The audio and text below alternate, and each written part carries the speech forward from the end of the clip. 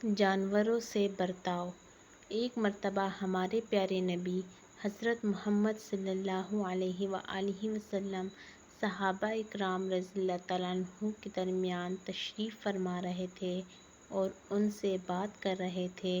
نبی کریم صلی اللہ علیہ وآلہ وسلم نے فرمایا، ایک آدمی سفر کر رہا تھا، راستے میں اسے سخت پیاس لگی، اس کو ایک کنواں نظر آیا، اس آدمی نے کنویں سے پانی نکال کر پیا۔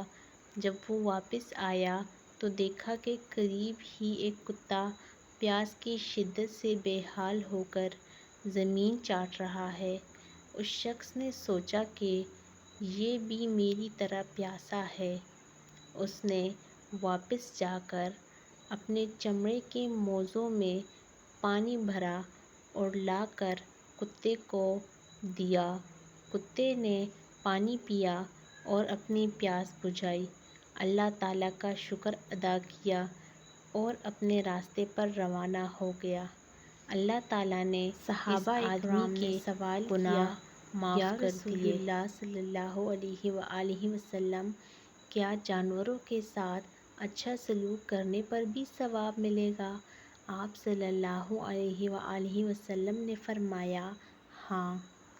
ایک اور موقع پر نبی کریم صلی اللہ علیہ وآلہ وسلم نے فرمایا، ایک عورت بلی کو باندھے رکھتی تھی، نہ اسے خود کھلاتی تھی اور نہ کھلا چھوڑتی تھی کہ وہ خود کچھ ڈھونڈ کر کھائے اور اپنی بھوک مٹائے۔ اپنی اس حرکت کی وجہ سے وہ دوزخ میں گئی۔ ایک دفعہ نبی کریم صلی اللہ علیہ وآلہ وسلم نے دیکھا کہ ایک اونٹنی بھوکی پیاسی بندھی ہوئی ہے۔